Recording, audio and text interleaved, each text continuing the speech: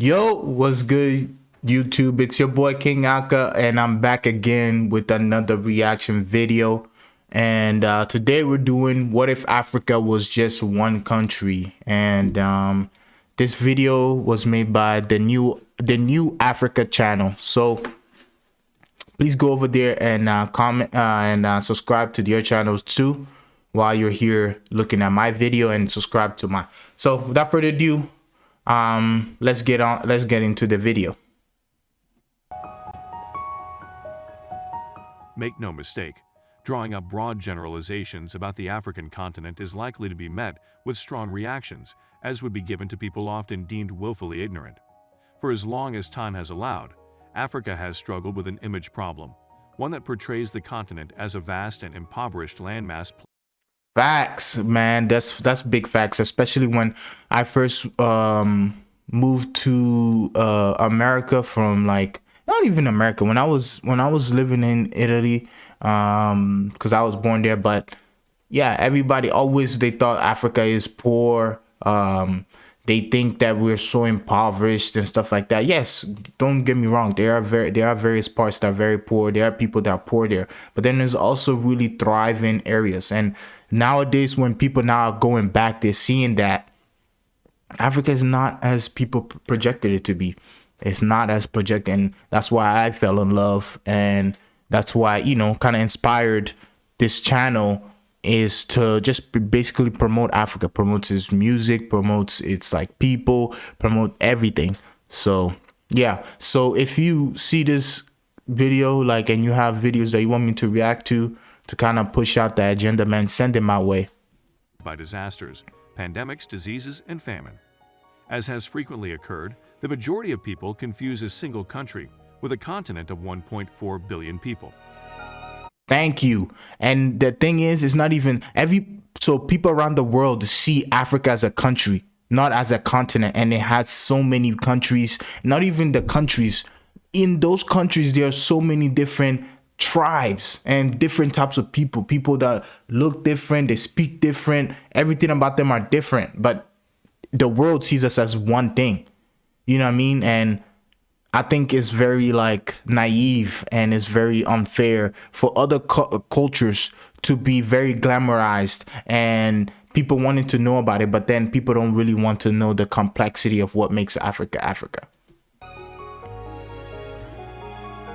For Africans who are frequently subjected to this oversimplification about Africa, there is an entirely reasonable instinctive desire to clarify that Africa is not a single country.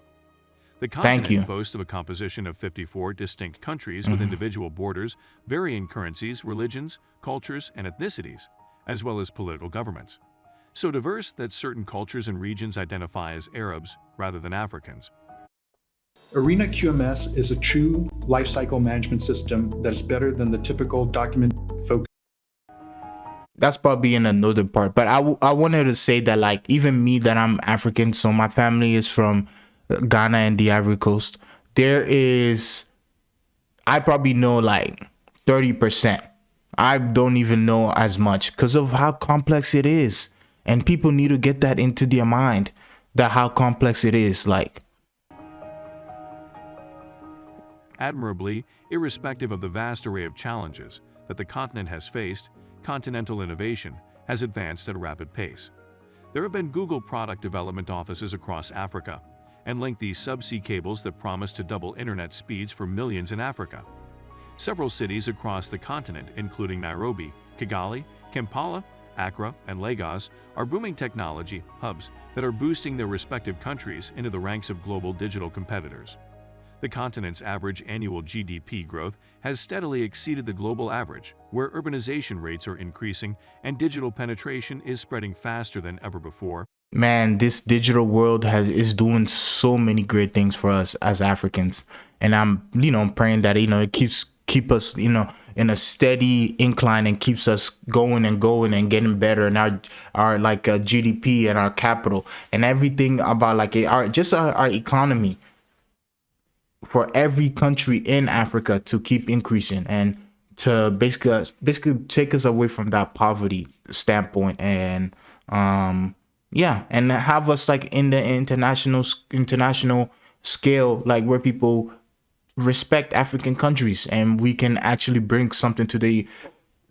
We do bring a lot to their global community, but we're not really recognized. And I want other global partners and stuff like that to take us serious. And that's what, like, for me, that's what is important. Bringing millions of previously marginalized people and communities into the formal or The fact is, we supply most of the resources around the world. So that's why I feel like it's very imperative for us to get that respect and recognition. formal economy.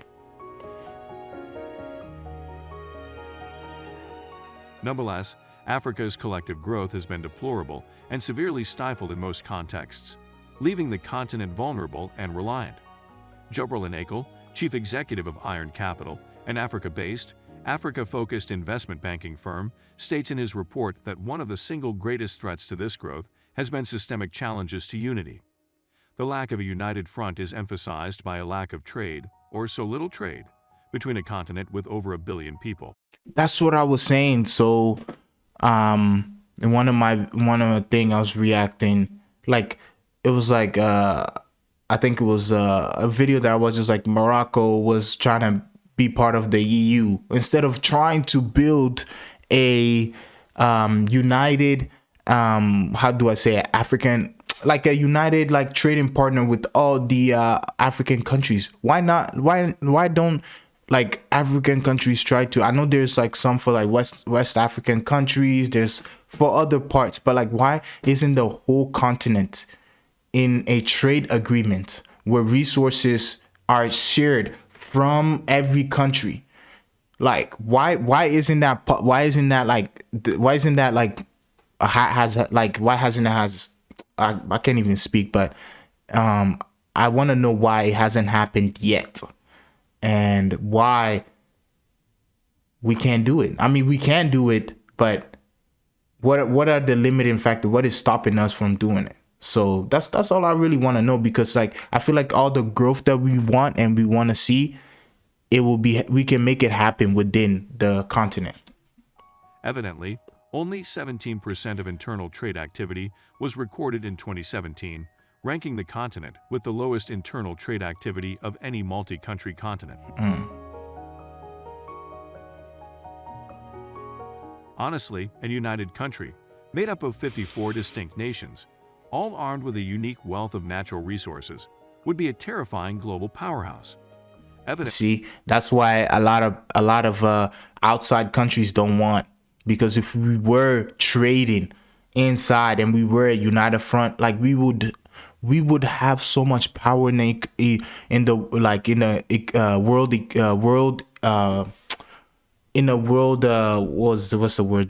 world community. We will have so much say, and even all the different black people, African people across the diaspora they will start respecting them, and we'll start seeing that respect all across. But it starts with us respecting ourselves and wanting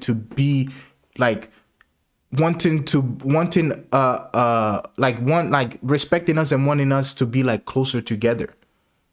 And that starts with like respecting each other, and then being able to share resources, share ideas, share everything, like, you know what I mean, within our continent first before we reach out and want to go out to other places. It shouldn't be no way that we have 17% and we're the lowest that we can trade. Like, you know, trade that is going within the continent, within any other continent. That's sad. That's sad to even hear. South Africa earns the most money from its mineral resources, generating $125 billion per year. Nigeria is second with $53 billion in annual revenue, followed by Algeria at $39 billion, Angola with $32 billion, and Libya at $27 billion. As a matter of fact, more than 2/3 of the continent's mineral wealth was produced by these 5 countries. That's what I'm saying. We provide the most resources to the world. There's no reason why we as a continent are the poorest. There's no reason.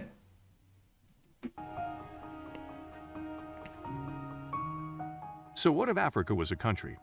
What if somehow all 54 nations were fused together as a collective entity? What if a seamless transition across borders of states and nations within the continent existed, and a common currency was recognized and accepted as high up north as Ras Ben Saka in Tunisia, and downward south towards Cape Agulhas in South Africa? To begin with, Africa's enormous size of about 30.3 million square kilometers, including adjacent islands, covers 6% of Earth's total surface area and 20% of its land area, making it roughly 70% the size of Asia or 3 times the size of Europe. Africa also currently has 1.4 billion people, accounting for approximately 16% of the global population. Thus, a united African state would have a smaller population than both India and China, although this would not be the case for long, as Africa is currently witnessing the largest global population boom. So here we go, we have loaded into the battle. We've got our shield maidens with us. Look at It this. looks like the Look. enemy siege. See, we're doing something. According to official UN estimates, Africa's population will reach 4.4 billion by the end of the 21st century, accounting for 39% of the global population. This massive demographic transformation in the long term will ensure that the United African State maintains a dominant status in the world, but will undoubtedly be fraught with difficulties. Currently, Africa's population is the world's youngest, with a median age of 19.7 years old compared to the global average of 30.4 years old. Literacy rates are also minimal, with only 64% of the population considered literate, though this varies by region. For example, Libya has a very high literacy rate of 94.2%, while South Sudan has a very low literacy rate of only 27%. Owing to its enormous size and littered nations within, one of the major difficulties a united African state would face would be extreme diversity. As the world's most linguistically and ethnically diverse continent, Africa boasts between 1,250 and 3,000 languages spoken, making it the You see, it's 3,000, like almost 3,000 languages spoken on just this continent. But even though he's talking about diversity and stuff like that, like I feel like yes, in the beginning it will be very diverse and there'll be many various challenges, but in the long term, the benefits, like they'll be so astronomical. And being part that we've already been conquered by English, the British, French, and Portuguese, Spaniards, Italians, and the Germans at some point too, like various different entities. I think coming up with a common language would not be very, very hard for us.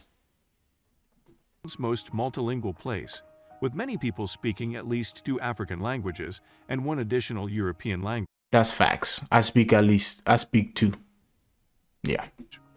The most widely spoken languages are Arabic, which is spoken by about 17% mostly in North Africa, and Swahili, which is spoken by about 10% of the population mostly in Southeast Africa, whilst Berber and Hausa, which are spoken by 5% of the population. English, French, and Portuguese are all widely spoken languages on the continent, with English being spoken by 13% of the population, French by 11.5%, and Portuguese by 3%. All of these languages, as well as several others, would most likely have official status. In Africa, there are hundreds, if not thousands, of different ethnic groups. Putting into perspective how incredibly diverse the continent is would be as difficult as providing precise figures for the continent's ethnic populations, although no single group would account for more than 8% of the total population. In terms of religion on the continent, Christians and Muslims would be nearly evenly split, with each faith accounting for about 47% of the continent's population, while traditional African religions would account for about 10%. Confusing. The total appears to be greater than 100%, but this is due to the fact that several people have mixed beliefs. Finally, about 2% of the population would be non-religious or atheists.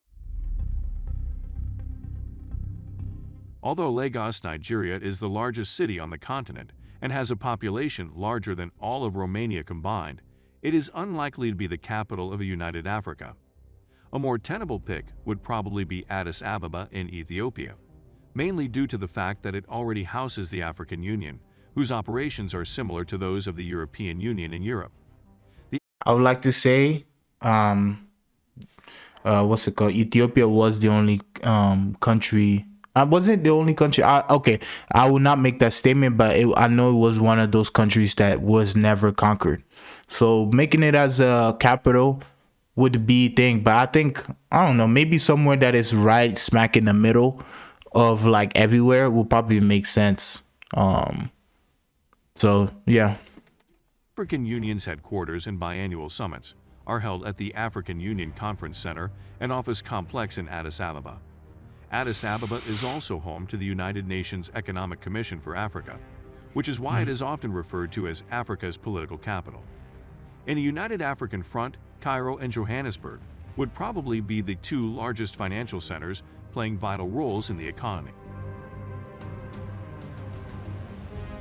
Africa is incredibly rich in natural resources, holding 90% of the world's platinum, 50% each of the world's gold and diamonds, and another 33% of uranium, but still remains the world's poorest continent despite all this. Yep. The United African States' GDP would be $2.39 trillion, making it the world's seventh largest economy, barely outperforming India's economy but lagging behind that of France, Germany, and the United Kingdom. Africa's GDP per capita would be only $1,992 per year, though this is not an entirely accurate figure, especially given the continent's current poverty rate. According to the World Bank, poverty is defined as living on less than $1.90 per day, which means that half of the population of sub-Saharan Africa would be poor, with the average person on the continent living on less than 70 cents per day. All of these things would be significant roadblocks to the United States of Africa, but the continent still has a lot of space to grow. The continent is expected to be the world's fastest expanding region, with GDP expected to surpass France and the United Kingdom by 2030. That makes me very happy. The question of Africa uniting is not theoretical. In fact, regional integration and economic cooperation are ongoing efforts. The African Union provides blueprints for these possibilities through its 8 regional economic communities and Agenda 2063. Africa has often been disadvantaged by globalization and the alternating global economic and political order. Even without a full economic union, African countries are reaping the benefits of collaboration. While tourism has been a major source of foreign exchange in countries such as Kenya, Rwanda, Uganda, and Tanzania, it is evident that technological advancements have enabled services to be delivered without the need for close proximity between producers and consumers.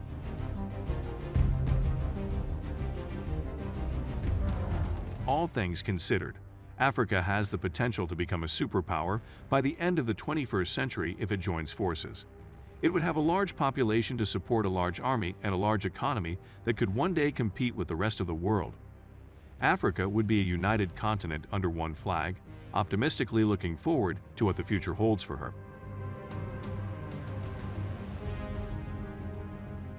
If you enjoyed this video, watch also the next video on your screen. All right, so that's the end of the video.